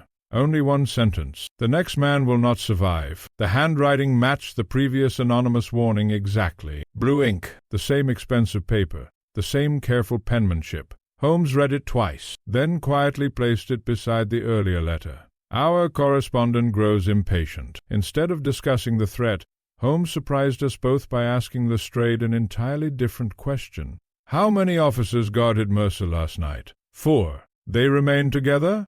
2 outside, 2 within the corridor. No one entered? No. Holmes nodded. Lestrade blinked. "Our murderer now believes prison impossible. I don't understand. He has exhausted one avenue." Holmes lit his pipe. Dangerous men become careless when compelled to improvise. At 11 o'clock we paid another visit to Nathaniel Harcourt. The merchant looked considerably older than when we had first met him. His warehouse had resumed business, yet his office still bore traces of the previous night's search. "I have remembered something," he said almost immediately. Holmes looked up. "Yes? It concerns the dispatch box. You recalled its contents?" "No, but I remembered who delivered it." Holmes leaned forward. "Go on." "It was not Bryce himself." "Who then?" "A clerk." "Name?" "Charles Bennet." The name meant nothing to me. Holmes, however, became instantly attentive. "Where is Bennet now?" Harcourt hesitated. "He resigned." When? "The morning after Bryce was murdered." Holmes exchanged a quick glance with me. "Without explanation?" "He claimed his mother was ill." "And since then?" "No one has seen him." Holmes rose immediately. "Watson." "Yes?" "We have been looking in the wrong direction." Finding Charles Bennet proved unexpectedly difficult. His lodging-house near Whitechapel had been abandoned. His employer knew nothing. His neighbors remembered only that he had departed before sunrise carrying a single suitcase. At length Holmes sought assistance from an altogether different source. The Baker Street irregulars. Within an hour Wiggins himself appeared, accompanied by 3 of his sharp-eyed companions. Holmes listened quietly while the boy reported. "We found where he lives, sir." "And? He never went home after the murder." "No? Only someone else." Holmes looked sharply at him. "A gentleman." "What sort?" "Well-dressed." "Eh? Middle-aged? Anything unusual?" Wiggins frowned thoughtfully. "He walked with a stick. A silver handle?" "I couldn't say." The boy brightened. "He wore gloves." Holmes smiled. "In November?" "Even indoors?" "So Mrs. Kelly said." Holmes handed the boy a sovereign. "Excellent work." After the irregulars departed, I asked, "The gloves?" "They concealed something." "His hands?" "Perhaps. Or fingerprints." Holmes smiled. "You are improving, Watson. Late that afternoon we visited Bryce's bank. The manager received Holmes with evident respect. "I understand this concerns Mr. Bryce's estate." "It does." Holmes produced a written authorization from Lestrade. "I wish only to examine certain financial records." The manager hesitated only briefly. Within minutes several ledgers lay before us. Holmes ignored the balances. Instead he examined signatures, page after page, check after check, until suddenly he stopped. "What is it?" I asked. He pointed silently. "Two signatures, both apparently written by Algernon and Bryce, yet to Holmes they differed. The second," he murmured. "Look carefully." I compared them repeatedly. "They appear identical. Almost." He handed me his lens. "The final letter." Almost. He handed me his lens. "The final letter." Now I saw it. The flourish beneath the A ended differently. "So slight," I whispered. "So deliberate." "You think one is forged?" Holmes nodded. "And very skillfully." The bank manager stared. "I've never noticed." Holmes smiled faintly. Nor was the forgery intended for ordinary eyes. As we prepared to leave, the manager suddenly remembered something. "There was one curious incident." Holmes turned instantly. "Yes?" "3 days before Mr. Bryce died." "What occurred?" "He arrived with his solicitor." They argued. Holmes became very still. "Over what?" I could not hear. But Mr. Bryce appeared frightened. That single word hung in the air. Frightened. Not angry. Not irritated. Outside the bank Holmes remained silent for nearly 5 minutes. At last he spoke. "Watson." "Yes?" "Do you recall Mercer's notebook? The entry about meeting Bryce?" "Precisely." "The solicitor must never know." Holmes nodded slowly. "I begin to wonder whether Bryce himself had already discovered the truth." That evening Holmes did something I had not witnessed for many months. He took cocaine, only a single injection of the 7% solution. Even so, I regarded him with concern. He noticed my expression immediately. "Do not look so reproachful, my dear fellow. You know my opinion." "I do." "It clouds the mind. On the contrary, it sharpens one aspect while dulling another." He smiled faintly. "A risk I shall not repeat." Within half an hour the effect had passed. Holmes rose with renewed energy. "I have it." "You have what?" "The pattern." He crossed rapidly to the fireplace and pinned the list of initials recovered from Bryce's hidden compartment against the mantel. Then beside it he placed Mercer's notebook, then the forged signature from the bank, finally the anonymous letter. He stepped back. To me they appeared entirely unrelated. To Holmes they evidently formed a single design. "The same hand," he murmured. "What same hand?" "The planner." "You mean the murderer?" "Perhaps." "Perhaps?" Holmes smiled. "I suspect our murderer never intended to kill anyone." I stared at him. "But Bryce was stabbed." "Indeed, and Mercer nearly strangled." "Then surely—" Holmes interrupted quietly. "There is someone else, the planner, and someone who carries out his instructions." A silence followed. The possibility had not once occurred to me. "You believe there are 2 criminals?" Holmes looked into the fire. "I believe—" He paused. "That one man creates the illusion, and the other provides the violence." Before I could question him further, a loud crash echoed from the street below. We rushed to the window. A horse had bolted, overturning a delivery cart. Crowds hurried to assist. Amid the confusion Holmes suddenly stiffened. "What is it?" He pointed across Baker Street. Standing beneath a gas lamp was a solitary gentleman in a dark overcoat. He neither moved nor joined the gathering crowd. Instead he looked directly toward our windows, for only a moment. Then he turned and disappeared into the evening traffic. Holmes was already halfway to the door. "Stay here." No. He was gone before I reached the landing. I waited anxiously for nearly 40 minutes. When Holmes returned, his coat was dusted with frost and his expression was one of quiet satisfaction. "You lost him?" No. "You caught him?" No. "I don't understand." Holmes removed his gloves. "I wished only to see where he would lead me." And "He led me exactly where I hoped." "Where?" Holmes took from his pocket a small visiting card. Upon it was embossed only a name, Charles Bennet. I looked at him in astonishment. "You found him?" Holmes smiled. No. "I found the man who has been looking for him." He placed the card carefully beside the growing collection of clues. "My dear Watson," his voice grew unusually grave, "before this case is over, Charles Bennet will either become our most valuable witness," he paused, "or our next corpse. If there is one criticism which has been directed against Sherlock Holmes with greater frequency than any other, It is that he occasionally withheld from his friends information which, if freely communicated, might have spared them considerable anxiety. I have myself, upon more than one occasion, protested against this habit. Holmes invariably replied that an investigator who revealed his entire design too early risked not only the failure of his plans, but the lives of those assisting him.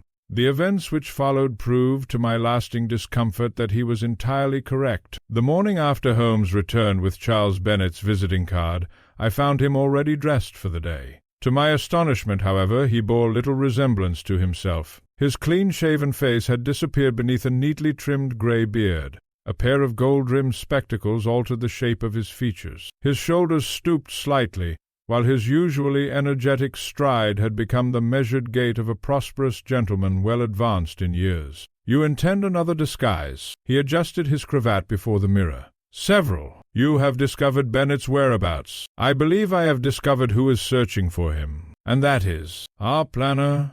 You still distinguish him from the murderer." Holmes smiled. "More than ever." Breakfast had scarcely concluded when there came a knock upon the door. Not the hurried rap of Lestrade, not the cautious tap of a nervous client. This knock was measured. Confident. Mrs. Hudson admitted Inspector Gregson. The detective from Scotland Yard seldom visited Baker Street unless matters had taken an unexpected turn. "Morning, Holmes."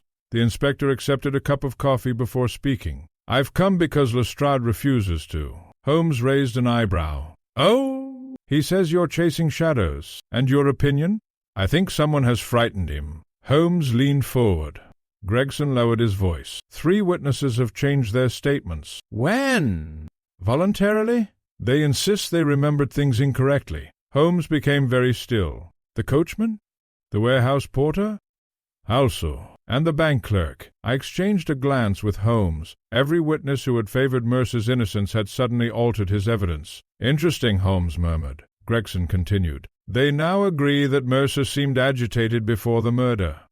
"Convenient. They also deny seeing anyone leave Bryce's office." Holmes nodded slowly. "Our adversary has begun rewriting history." Within the hour Holmes and I found ourselves once more in Whitechapel, not to seek Charles Bennet, but to become him. Holmes had rented a modest room under an assumed name 2 days earlier. Inside lay a freshly purchased suit of inexpensive clothes, a worn leather suitcase, several letters addressed to Mr. Charles Bennet. I stared at the arrangement. "You have invented him." "No, I have improved him." Holmes carefully arranged the room. "If our friends are indeed searching for Bennet, they must eventually discover him. And instead, they will discover me. I confess I dislike the scheme intensely. It is dangerous, naturally.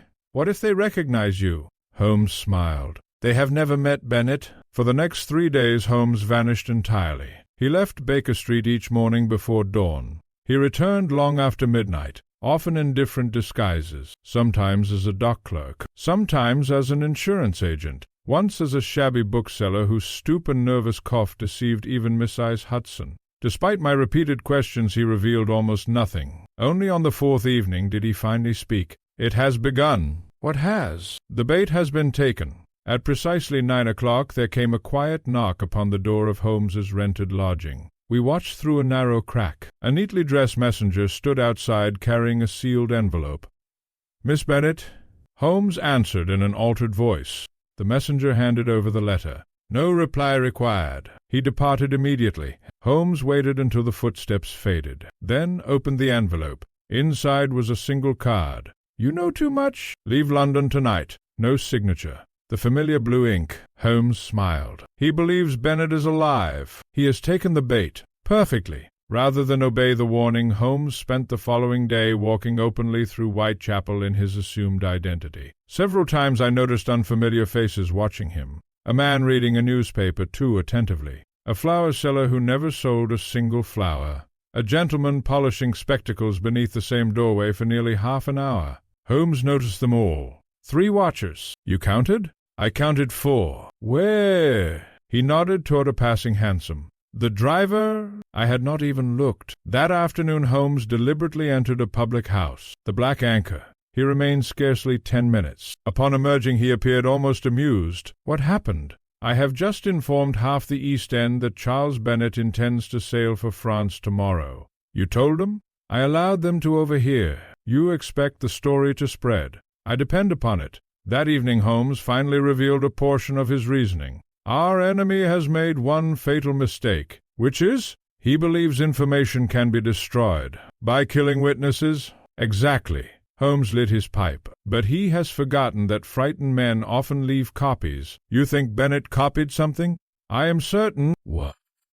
The contents of Bryce's dispatch box. At 6 o'clock the following morning Holmes sent me alone to Charing Cross Station. My instructions were simple. Stand upon platform 3. Carry a newspaper beneath my arm. Speak to no one. I obeyed. The station bustled with travelers. Steam drifted beneath the great iron roof. Porters hurried in every direction. For nearly 20 minutes nothing occurred. Then a young bootblack approached. Message for the gentleman with the newspaper. He slipped a folded note into my hand before vanishing into the crowd. I opened it. Only 5 words appeared. Bring Bennett. Midnight. Limehouse Dock. No signature. I hurried back to Baker Street. Holmes read the message without visible surprise. They have accepted. They believe you are Bennett. They hope I am. You intend to go? Certainly. Alone? No. Relief flooded me. You shall accompany me? I am glad. As Dr. Watts, he smiled faintly. They expect Bennett. They do not expect an old army surgeon with a service revolver. The remainder of the day Holmes devoted to preparation. He loaded his revolver, packed handcuffs borrowed from Lestrade, then, to my astonishment, wrote 2 letters, one addressed to Inspector Gregson, the other to Lestrade. You trust them now? I trust that they dislike being outwitted. What do the letters contain? He sealed them. If we fail to return by 2 o'clock tomorrow morning, he handed them to Mrs. Hudson. Deliver these immediately. The worthy lady looked alarmed. Mr. Holmes, he smiled reassuringly. It is merely a precaution. Yet after she had gone I noticed something unusual. Holmes crossed quietly to the mantelpiece. There, among his chemical apparatus, stood the framed photograph of his late brother Mycroft, taken many years before. Holmes looked at it for several moments without speaking. It was an expression I had seldom seen upon his face. Not fear, not uncertainty. Finally he turned toward me. Watson. Yes, if events proceed as I expect. He hesitated. You must promise to obey me without question. You know I shall, even if I appear to place myself in grave danger. I dislike such promises. So do I. But make it. After a moment I nodded. I give you my word. Holmes extended his hand. Thank you. Midnight found us concealed among the warehouses of Limehouse Dock. The Thames rolled black beneath the moonless sky. The air smelled of salt, damp timber, and coal smoke. Our carriage had been dismissed 2 streets away. Holmes wore once more the appearance of Charles Bennett. I followed at a discreet distance, exactly as arranged. The old warehouse designated in the note stood abandoned. Its great doors hung partly open. A single lantern burned within. Holmes entered. I remained outside. Minutes passed. Then voices, too faint to distinguish. Suddenly, a pistol shot shattered the silence. I rushed inside. The lantern had been extinguished. Darkness swallowed the warehouse. Someone ran past me. Then another. A struggle. A cry. I fired once toward the ceiling merely to startle our unseen assailants. Footsteps echoed in every direction. When at last I found Holmes, he was kneeling beside a fallen man. Not dead. Unconscious. Holmes, I'm quite well. The others? He turned the unconscious figure over. The lantern, now relit, illuminated the man's face. Neither Holmes nor I had ever seen him before. He was young, perhaps 30, well-dressed, clean-shaven, no beard, no walking stick, no resemblance to Jonathan Ellery. Yet in his clenched right hand Holmes discovered something extraordinary, a torn fragment of paper. Holmes carefully unfolded it. It was only half a page, but one sentence remained intact. Payment upon Mercer's conviction. Holmes stared at it for a long moment, then folded it away. The planner pays his servants. You know who this man is? No. But someone expected him to kill Charles Bennett tonight. He looked toward the open warehouse doors where the fleeing footsteps had long since vanished into the darkness. Our adversary has finally shown us his true method. What method? Holmes rose slowly. He never dirties his own hands. Outside, somewhere beyond the deserted wharves, a church bell struck 1 o'clock. Its lonely echoes rolled across the Thames. Holmes listened until the final note faded. Then he said quietly, "The game has entered its final stage, and for the first time since Edwin Mercer had walked into Baker Street only by reputation, I believed we were no longer hunting merely a murderer. We were hunting the invisible mind that had orchestrated every false confession, every forged clue, every attempted killing, and every carefully planted piece of evidence from the very beginning. There are moments in every great investigation when the scattered fragments, so long resistant to arrangement, begin at last to assume their proper places. Yet even then the full design often remains concealed until one final piece is fitted into the pattern. The events following the encounter at Limehouse brought Sherlock Holmes to precisely such a point. Although the unknown assailant survived his injuries, he refused every question put to him by Inspector Gregson. He carried no papers, no identifying marks, and no money beyond a few coins. Even his clothing bore no tailor's label. "A professional precaution," Holmes remarked, "or a frightened one." The fragment recovered from the man's hand occupied Holmes for the greater part of the following morning. He spread it carefully beneath his magnifying lens. The torn edge fascinated him far more than the surviving words. "Payment upon Mercer's conviction. You study the tear," I observed. "I study what is absent. The remainder of the page?" "Precisely." He measured the fibers with astonishing patience, then compared them against several sheets purchased from different stationers. At last he smiled. "The paper. What of it?" "It was folded 3 times before being torn." "That helps?" "It tells me the complete document traveled by post." Inspector Gregson arrived shortly before noon. "We've identified your prisoner." Holmes looked up sharply. Oh! "His name is Samuel Pike." "Occupation?" "No fixed employment." "Criminal record?" Gregson nodded. "Forgery." Holmes exchanged a glance with me. "Forgery? Twice convicted." "What sort?" "Commercial documents." Holmes leaned back in his chair. Gregson blinked. "Our planner prefers specialists." Lestrade entered scarcely 5 minutes later. Unlike Gregson, he carried an expression of unmistakable excitement. "We've found Charles Bennet." For perhaps the first time in several days, Holmes looked genuinely surprised. "Alive?" Where?" "A boarding house in Dover." "And?"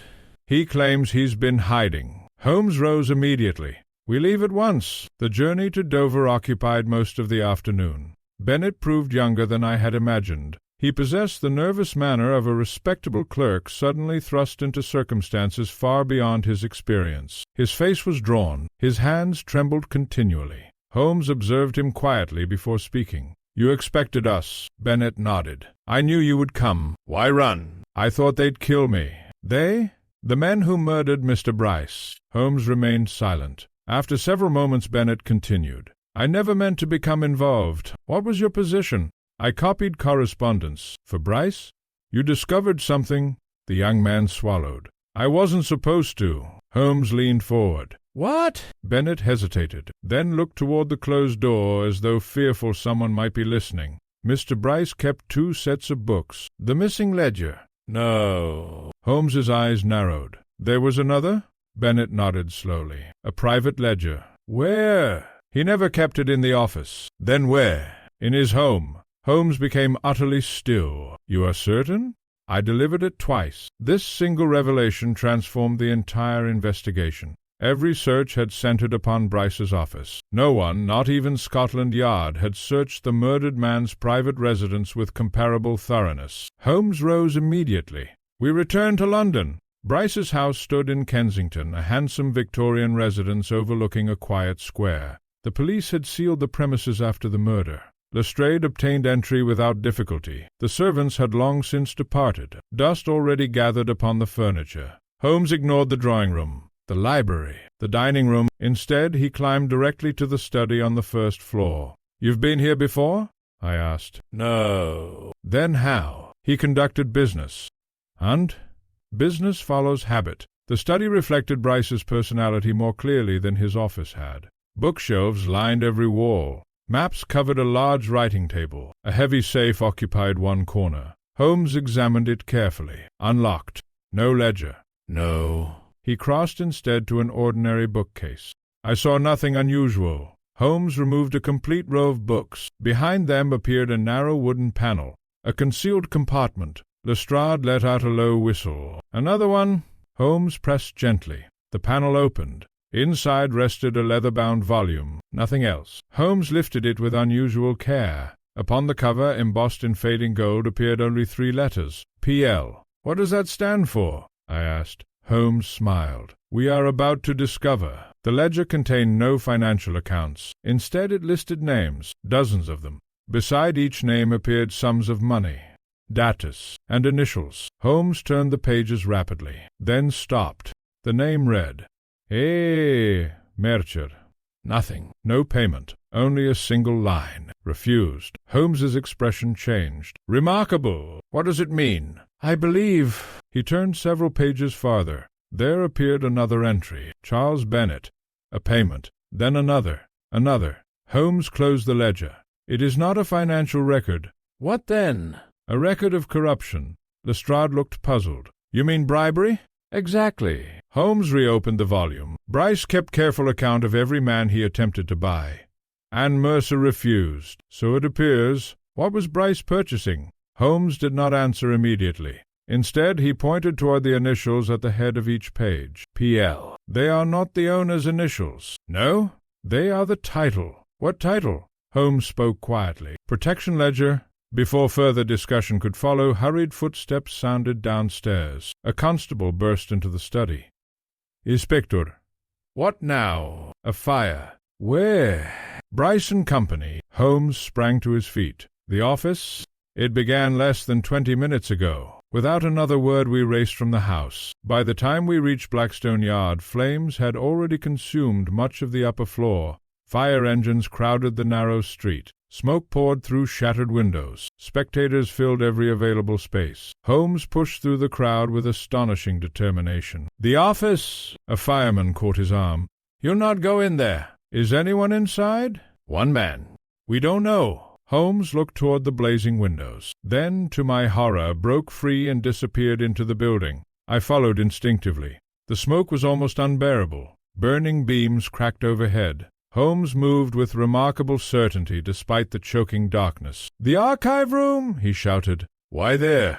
"He hasn't come to destroy the building." Another beam crashed behind us. The heat became almost intolerable. At last we reached the rear archive. Its door stood open.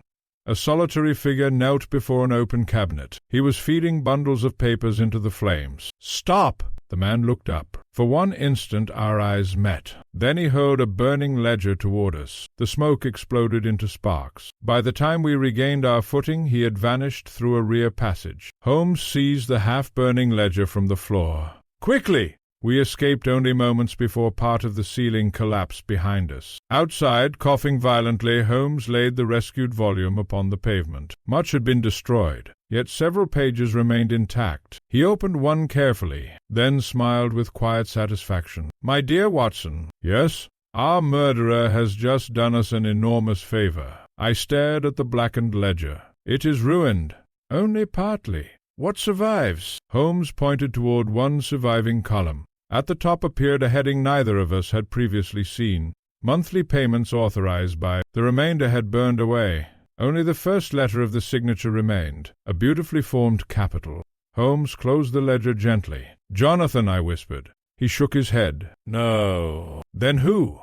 Holmes looked toward the burning building where firemen still battled the flames. "I shall not guess, but we are close." So close. He slipped the charred ledger into his coat. "That our planner has now tried to destroy evidence in broad daylight." He glanced back at the smoke curling into the evening sky. "Which means he knows exactly what we have discovered." "And what have we discovered?" Holmes's expression grew grave. That Algernon Bryce was not the head of this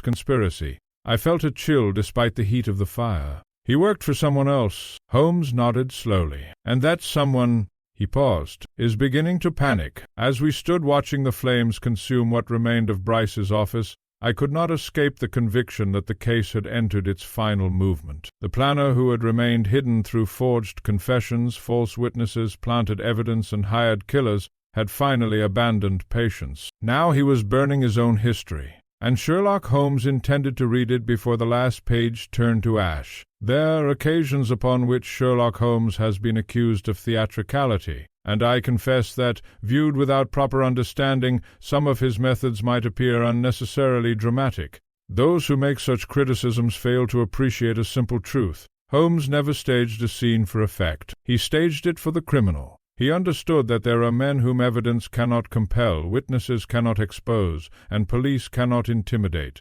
Such men can only be defeated by allowing them to believe they are still directing the game.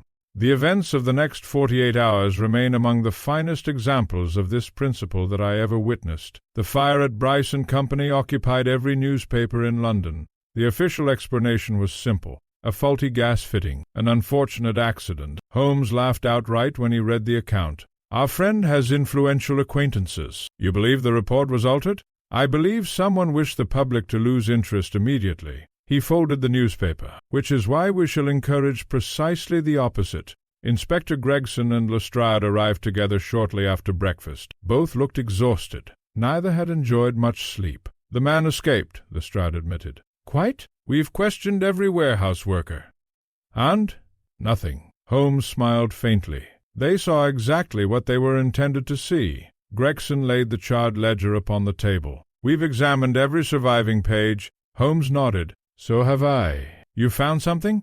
I have found what is missing. Lestrade frowned. Again with what isn't there. My dear Lestrade, missing names are often more valuable than present ones. He opened the damaged ledger. Observe. Several entries listed monthly payments to clerks, shipping inspectors, customs officers, and warehouse foremen. An entire page had been cut away, neatly. Long before the fire, Holmes tapped the empty binding. Our planner removed only one page, the important one. Precisely. By midday, Holmes had sent messages in 3 different directions. One to Inspector Gregson, one to Wiggins, one to Nathaniel Harcourt. None of us knew their contents. Even I received only a single instruction. Remain at Baker Street until I return. I dislike inactivity. So do I. But today you must trust me. He smiled. Besides, he reached for his violin. I have left you something to occupy your thoughts. Only after he departed did I discover the folded envelope beneath my medical journal. Inside lay a list of names copied from Bryce's protection ledger. One name had been marked in red pencil, Arthur Fenwick. No explanation accompanied it. Holmes returned shortly after dusk. Without removing his coat, he asked, "Did you notice the marked name?" "I did. Anything familiar?" I searched my memory, then suddenly remembered. "Fenwick?" "Yes. He testified at Mercer's preliminary hearing." Holmes smiled. "The principal witness, the warehouse foreman." "Exactly. And he accepted payments." Holmes nodded. "For nearly 3 years. Then his testimony was purchased. So it would appear." Before further discussion could continue, Mrs. Hudson announced another visitor. To my astonishment, it was Jonathan Ellery. The solicitor appeared entirely composed. Indeed, he seemed almost amused. "I trust I am not intruding." "Not at all," Holmes replied pleasantly. Ellery accepted a chair. "I wished only to congratulate you." Holmes raised an eyebrow. "For what?" "Your persistence." "I thank you, though I fear it has achieved little." Holmes smiled. "Appearances can be deceptive." "So they can." For several minutes the conversation drifted harmlessly between legal formalities and newspaper speculation. At last Ellery rose. "One final observation, Mr. Holmes." "I am listening." "You are pursuing a dangerous illusion. Indeed, the man you seek no longer exists." Holmes's expression did not change. "I wonder." Ellery inclined his head politely. "Good evening, gentlemen." He departed. The moment the front door closed, Holmes crossed rapidly to the window. We watched the solicitor descend into Baker Street. A closed carriage awaited him. As it drove away, Holmes quietly remarked, "He has just lied to me." "About what?" "He did not come to discourage us." "No?" "He came to see whether we had already discovered the ledger." The following morning Holmes made the most astonishing announcement of the entire investigation. "Watson." "Yes?" "We shall arrest Jonathan Ellery." "You are convinced?" "No." "Then why?" "Because I have no intention of charging him. I confess I understood nothing." "You wish the newspapers to believe he has been arrested." "Exactly." "Why?" Holmes's eyes gleamed. "Our planner has remained invisible because everyone has looked at the wrong man. And now we shall invite him to celebrate." That afternoon Lestrade reluctantly agreed to Holmes's extraordinary proposal. Ellery was quietly taken into custody. No formal charge was announced. Nevertheless, within 2 hours the rumor had spread throughout the city that Bryce's solicitor had finally been arrested for murder. Holmes seemed entirely satisfied. Now we wait. We waited until nearly midnight. The house was silent. Only the fire disturbed the stillness. At precisely 11:30, Wiggins burst through the door. "I've got him, Mr. Holmes." Holmes rose instantly. "Where?" "The gentleman." "What gentleman?" "The one who followed Mr. Ellery." Holmes looked pleased. "Continue." "He left the court soon as the solicitor was taken." "And?" "He never once looked back." "Where did he go?" "A house in Belgrave Square." Holmes exchanged a quick glance with me. Wiggins continued excitedly. "He stayed only 10 minutes. Then he came out carrying a black leather case." "The same case?" "I reckon so." "And where is he now?" The boy grinned. "Still there, sir." Holmes seized his hat. "Watson." "I am ready." Belgrave Square lay quiet beneath a cold moon. The house Wiggins indicated belonged to a distinguished gentleman of considerable reputation. Its polished brass plate bore the name, Sir Julius Pembroke. I looked at Holmes. "You know him?" "Only by reputation." "A member of Parliament." "Precisely. And highly respected." Holmes smiled. "So everyone says." The curtains of the drawing-room remained open. From the street we could plainly observe Sir Julius, seated alone beside the fire. A black leather dispatch case rested upon the table. Holmes watched silently for several moments, then whispered, "What?" "He keeps looking toward the clock. Expecting someone? Or something." Exactly as the clock struck midnight there came a discreet knock upon the front door. A servant admitted a visitor. We could see only his back, well-dressed, carrying a silver-handled walking cane. "Jonathan Ellery?" Ellery was supposedly under arrest. The visitor removed his hat. Sir Julius immediately unlocked the dispatch case. Holmes's eyes narrowed. "Our planner." Unlocked the dispatch case. Holmes's eyes narrowed. "Our planner. You know him?" "Not yet." The two men spoke briefly. Then the visitor handed Sir Julius a folded document. The older gentleman read it. His face drained of color. Without hesitation he threw the paper into the fire. Holmes smiled. "Why?" "Our evidence." "But he burned it." "Exactly." "He destroyed it." Holmes shook his head. "No." He pointed upward. Above the drawing-room fireplace hung a large mirror. Within it, reflected perfectly for anyone standing outside at the proper angle, the document, every line, every signature. Holmes quietly withdrew a small field glass from his pocket. He read, then handed it to me. I focused carefully. Though the paper had already begun to curl in the flames, the mirror preserved its image for several precious seconds. Long enough to read the heading, "Final Authorization for Edwin Mercer's Execution." I lowered the glass in horror. It wasn't merely murder. Holmes's face had become as hard as carved stone. No, it was judicial murder, and someone intended the courts to carry it out. Inside the house, Sir Julius rose abruptly. The visitor collected the dispatch case. The two men shook hands. Then the curtains were drawn. Holmes stepped back into the shadows. "We have seen enough. You know who the planner is?" Holmes looked once more toward the darkened windows. "And Sir Julius? A participa? The leader?" Holmes shook his head. "No." "Then who?" Holmes's answer came almost as a whisper. "The gentleman with the silver-handled cane." I felt my pulse quicken. "Jonathan Ellery?" Holmes smiled. "My dear Watson." He turned toward the waiting cab. "Jonathan Ellery is still sitting comfortably inside a Scotland Yard cell." The implication struck me like a physical blow. "If Ellery is imprisoned," I began. "Then who was the man we just saw?" Holmes opened the cab door.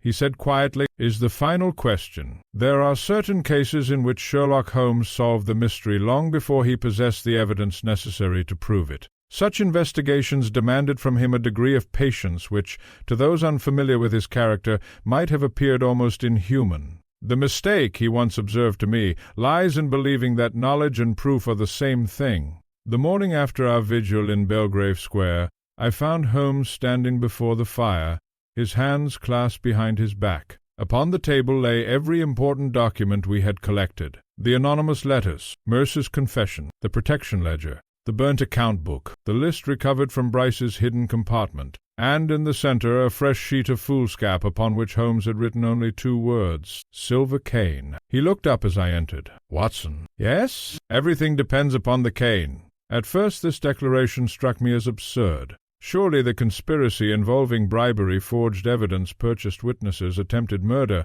and corruption reaching into Parliament could not hinge upon so ordinary an object. Holmes anticipated my objection. "You consider it insignificant?" "I confess I do." So did our adversary. He lifted the cane, not the original, but one he had borrowed from our umbrella stand. "A walking stick tells us more about its owner than almost any article of clothing." "How so?" "The height, the weight, the dominant hand, the condition of the joints, the profession, the habit." He smiled faintly, and sometimes he tapped the silver handle. The identity. Inspector Lestrade arrived shortly thereafter. He looked decidedly uncomfortable. "I've released Ellery." Holmes nodded. "I expected no less." "There wasn't enough evidence." "I know." The inspector frowned. "Then why have him arrested?" Holmes motioned toward the chair. "Because someone believed he possessed dangerous information." Lestrade removed his gloves. "And he didn't?" Holmes smiled. "On the contrary, he possessed precisely the information I required." "You questioned him?" "No." Lestrade looked bewildered. "Then how?" "I watched who visited him." The inspector blinked. Realization slowly spread across his face. "The planner." "Exactly." Holmes now unfolded a map of London. Upon it he had marked several locations in red ink: Bryce's office, Mercer's home, the warehouse, Belgrave Square, Limehouse Dock, the prison. "What do you observe?" Lestrade examined it carefully. "There, spread across the city." "Yes." "Nothing more." Holmes handed him a ruler. "Connect them." The inspector complied. The resulting lines converged unexpectedly, almost precisely, upon a single district, the Temple. "The legal quarter," I murmured. Holmes nodded. Our planner never traveled farther than necessary. By noon Holmes had made perhaps the strangest request of the entire investigation. He wished to inspect every silver-handled walking cane sold in London during the previous 5 years. Lestrade laughed outright. "Impossible." "Nothing of the sort. There must be hundreds. Not of this pattern." He produced a sketch. The handle was unusual. A lion's head formed the grip. Its eyes appeared to be tiny rubies. "I noticed them in the mirror." Lestrade whistled softly. "I didn't—" "Precisely. Our search began with the finest walking stick makers in Bond Street. Most proved unhelpful, until the 4th establishment. The elderly proprietor studied Holmes's sketch for scarcely a moment before nodding. "I remember it." Holmes remained perfectly calm. "You sold one?" "Only 1 pair." "A par?" "Identical." "To whom?" The old craftsman conned, consulted an ancient ledger, then adjusted his spectacles. "Ordered 6 years ago." "For?" He read aloud. "Mr. Jonathan Ellery." I glanced triumphantly at Holmes. The shopkeeper continued. "Sir Julius Pembroke." Silence filled the little shop. "A pair," Holmes repeated quietly. "Presentation pieces." They requested matching canes. "For some occasion?" "A business partnership." Holmes thanked the proprietor. Outside he remained silent for nearly a minute. At length he said, "There never was one silver cane." "No?" "There were always 2. That discovery transformed everything. The watchman's testimony, the disguised visitor, the mysterious gentleman observed in Belgrave Square. Every witness had spoken truth, yet every witness had unknowingly described different men, both carrying identical canes, both moving within the same conspiracy. "Remarkable," I murmured. Holmes shook his head. "Not remarkable. Calculated?" Late that afternoon Wiggins arrived in great excitement. "Mr. Holmes!" "What is it?" "The other gentleman." "What other gentleman?" "The Parliament one." "Sir Julius?" "He's leaving London." When? "Tonight." "Destination?" "Dover?" Holmes smiled. "He carries a leather case." "The dispatch box?" Looks like it. Holmes turned immediately toward Lestrade. "Our moment has arrived. Within an hour we were aboard the evening train for Dover." Holmes occupied a compartment overlooking the platform. Lestrade and Gregson remained farther along the train. I alone accompanied Holmes. Sir Julius boarded only moments before departure. He traveled first class. The black leather case rested upon the seat beside him. Holmes watched without appearing to watch. "He is nervous. He reads constantly." "He has turned the same page 4 times." The whistle sounded. The train began moving. Holmes remained astonishingly relaxed. "If he reaches France?" "He will not." "You are certain?" "Quite." Halfway to Dover the train slowed unexpectedly near a signal. Holmes glanced through the window. A solitary rider waited beside the embankment. As the train almost stopped, the horseman rode alongside one first-class carriage. Not ours, Sir Julius's. The window slid open. A package passed between them. The exchange lasted scarcely 3 seconds. Then the rider disappeared into the darkness. Holmes sprang to his feet. "Now!" We hurried through the corridor. Lestrade and Gregson joined us. Sir Julius looked up in genuine surprise as the compartment door burst open. "Mr. Holmes!" "Sir Julius, what is the meaning of this?" Holmes's eyes fell immediately upon the leather case. "It contains the dispatch box. I have no idea what you mean." "No?" Holmes opened the case. Inside lay nothing. Lestrade looked confused. "The rider?" Holmes smiled faintly. "Exactly." Sir Julius's composure began to crack. "You cannot arrest a man for carrying an empty case." Holmes quietly closed it. "No, I cannot, but I can arrest him." He looked directly into the older man's eyes. "For assisting the escape of the man who has just taken the real dispatch box." Sir Julius's face lost every trace of color. He had spoken not a word, yet Holmes had seen enough. Lestrade stepped forward. "I must ask you to accompany us." Sir Julius offered no resistance. Indeed, he appeared almost relieved. Only once, as we escorted him toward the guard's compartment, did he speak. "You are too late." Holmes looked at him steadily. "For what?" "He has already gone." The older gentleman smiled sadly. "The only man clever enough to fool Sherlock Holmes." Holmes's expression remained unreadable. "I rather doubt that." Sir Julius shook his head. "You still don't know his name?" Holmes answered very quietly. "Oh, I know his name." "Then say it." For the first time since the investigation had begun, Holmes spoke the words with absolute certainty. "Your partner?" "A pausa. The gentleman who has worn another man's face for nearly 6 years." Sir Julius closed his eyes. Holmes continued. "The false Jonathan Ellery, the false clergyman, the false old man, the gentleman with the silver cane." He stepped closer. "And the man who murdered Algernon Bryce." Sir Julius whispered, "You'll never catch him." Holmes looked out of the train window into the darkness where the mysterious horseman had vanished with the dispatch box. The mysterious horseman had vanished with the dispatch box. A faint smile crossed his lips. "My dear Sir Julius," he said softly, "he believes I am following the box." He adjusted his gloves. "I am not." I stared at him in astonishment. "Then what are you following?" Holmes looked toward the rear of the train. "The man, the horseman?" "No." "The one who arranged the exchange." Realization dawned slowly. The dispatch box, Holmes nodded, was never the true prize. The train thundered onward toward Dover beneath the winter stars. Somewhere ahead, the conspirator who had manipulated Scotland Yard, bribed witnesses, forged evidence, and nearly sent an innocent man to the gallows believed he had escaped. He could not know that Sherlock Holmes had already abandoned the evidence. Now he hunted only the mind behind it. And I had learned, through long experience, that once Holmes ceased pursuing clues and began pursuing the man himself, the end of the case was never far away. The conclusion of this remarkable affair has often been described to me as one of Sherlock Holmes's finest triumphs. I have never entirely agreed with that assessment. His triumph lay not in exposing the guilty, for he had already accomplished that in his own mind several days earlier. Rather, it consisted in rescuing an innocent man from the machinery of justice before that machinery, once set in motion, could complete its dreadful work. Had Holmes arrived even 24 hours later, Edwin Mercer would almost certainly have stood trial upon evidence so overwhelming that no jury in England could reasonably have returned any verdict save one. It remains one of the closest escapes from judicial murder that I have ever witnessed. The train reached Dover shortly after midnight. Sir Julius Pembroke had been placed securely under police guard, yet Holmes appeared singularly uninterested in his prisoner. Instead, he paced the platform with a quiet concentration which invariably indicated that his thoughts were several stages ahead of the rest of us. Inspector Lestrade approached. "We've telegraphed every port." Holmes nodded.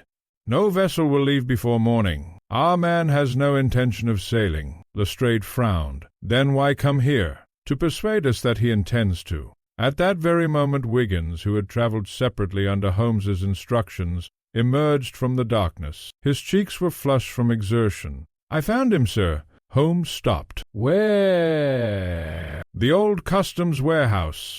Alone? No, sir. How many? Just one other. Holmes smiled. The horseman? Holmes turned to Lestrade. Gentlemen. He buttoned his coat. The curtain is about to fall. The abandoned customs warehouse stood near the eastern docks, half hidden behind stacks of timber and neglected cargo sheds. Moonlight reflected upon the channel. The tide had begun to rise. Holmes divided our small party with characteristic precision. Gregson, the rear entrance. Lestrade, the riverside. Watson! Yes? You remain with me. I noticed that he did not draw his revolver. Instead, he carried only his walking stick. You expect resistance? I expect intelligence. We entered quietly. The warehouse was vast. Only a single lantern burned near the center. Beside it stood two figures. One was plainly the horseman we had observed beside the railway. The other faced away from us, tall, elegantly dressed. A silver-handled cane rested against a packing crate. Holmes walked forward without hesitation. Good evening. The stranger turned slowly. For a moment I felt genuine bewilderment. The face before us was utterly unfamiliar. Perhaps 45 years of age, clean-shaven, grey eyes, nothing remarkable, nothing memorable. Indeed, that was precisely what made it remarkable. It was the sort of face one could meet a dozen times and never remember. The man smiled pleasantly. Miss Holmes, you expected me. I hoped for you. His voice was calm, without the slightest trace of alarm. Holmes inclined his head. I regret disappointing your plans. You have done so repeatedly. The stranger glanced toward the dispatch box resting upon the crate. I had expected to destroy these papers, so I imagined. You arrived sooner than expected. Holmes smiled faintly. I generally do. For several seconds neither man spoke. The silence itself became a contest. At last the stranger laughed softly. I confess admiration. For what? You identified Sir Julius. Not difficult? You exposed Bryce. Eventually. You even suspected Ellery. Holmes's expression did not change. But you still lack one thing. And what is that? My name. Holmes removed his gloves with deliberate care. I believe, he paused, it is Adrian Vale. For the first time the stranger's composure faltered, only for an instant, but it was enough. Holmes continued quietly. Former solicitor, professional forger, architect of commercial fraud, officially deceased 6 years ago. The man's smile disappeared. You've done your homework. You made one error. Only one? You disappeared. Vale sighed. I had no choice. You had every choice. No. His voice hardened for the first time. I created Jonathan Ellery. You exploited Bryce. You corrupted officials. You purchased testimony. And when Mercer refused your money, Holmes's eyes became cold. You selected him as the perfect scapegoat. Vale gave a slight shrug. He was honest. Exactly. The public always distrusts honest men once enough respectable people accuse them. At Holmes's signal, Lestrade and Gregson quietly entered through opposite doors. Vale noticed them immediately. He smiled. The performance ends. Holmes shook his head. Not yet. There remains one question. Vale looked amused. Why kill Bryce? The answer came without hesitation. Because he grew a conscience. Silence filled the warehouse. He intended to expose the ledger. And Mercer? He knew Bryce had arranged to expose the ledger. And Mercer? He knew Bryce had arranged a secret meeting. So you killed Bryce first. Vale nodded almost casually. And placed the knife in Mercer's hand. Exactly. The confession? A frightened father is easily persuaded. Holmes spoke quietly. You threatened Eleanor. Vale smiled. I merely explained the consequences. I felt a surge of anger. You monster! Vale turned toward me. My dear doctor, his smile returned. History remembers successful men as visionaries. Holmes interrupted. No. It remembers them as criminals. Vale slowly reached for his silver cane. Lestrade instinctively raised his revolver. Holmes lifted one hand. Wait! Vale laughed. You know what this is? The cane? A weapon? No. He pressed the lion's ruby eye. A hidden compartment sprang open. Inside lay several folded papers. Holmes smiled. I thought as much. The final accounts, the names, the payments, the judges, the witnesses, the politicians. Vale's confidence vanished. He had intended to destroy them. Now they rested in plain sight before half a dozen witnesses. Holmes stepped forward. The conspiracy is finished. Vale looked around slowly. Every exit was blocked. The horsemen had already surrendered. Even Sir Julius, waiting under guard outside, had begun giving evidence. The game was over. For the first time since entering the warehouse, Adrian Vale appeared genuinely weary. "I suppose," he said quietly, "Mercer goes free." "He does." "And Bryce?" Holmes answered with unusual gravity. "He died attempting to correct his own corruption." Vale nodded slowly. "A pity." No. Holmes looked directly at him. A lesson. Without another word, Adrian Vale extended his wrists. Lestrade stepped forward with the handcuffs. The click of steel echoed through the empty warehouse. One of the greatest conspiracies ever uncovered by Sherlock Holmes had come to an end. 3 weeks later, Edwin Mercer walked out of Newgate Prison a free man. Every charge had been withdrawn. The Crown publicly admitted that the prosecution had relied upon manufactured evidence and bribed testimony. Sir Julius Pembroke resigned his seat in Parliament before standing trial. Jonathan Ellery, though morally compromised, was acquitted of murder after agreeing to testify against the conspiracy he had helped conceal. Adrian Vale was convicted upon overwhelming evidence of murder, conspiracy, forgery, attempted murder, bribery, and obstruction of justice. The hidden papers recovered from his silver cane proved devastating. Dozens of corrupt officials lost their positions. Several received prison sentences. Nathaniel Harcourt retired from business not long afterward. His final act as a merchant was to appoint Edwin Mercer as senior partner in the reorganized company. As for Eleanor Mercer, I was pleased to learn that the long shadow which had fallen over her life gradually lifted. Some weeks after the affair had concluded, I found Holmes once more seated beside the fire in Baker Street, his violin resting across his knees. London had settled into another quiet winter evening. The newspapers, for a brief time, celebrated Scotland Yard's success. Holmes did not complain. He never had. "You seem unusually thoughtful," I observed. He drew the bow gently across the strings. "There is something melancholy about this case. You saved an innocent man. You exposed a conspiracy." "True." "Then what troubles you?" Holmes gazed into the fire. "The victim? He was neither wholly innocent nor wholly guilty."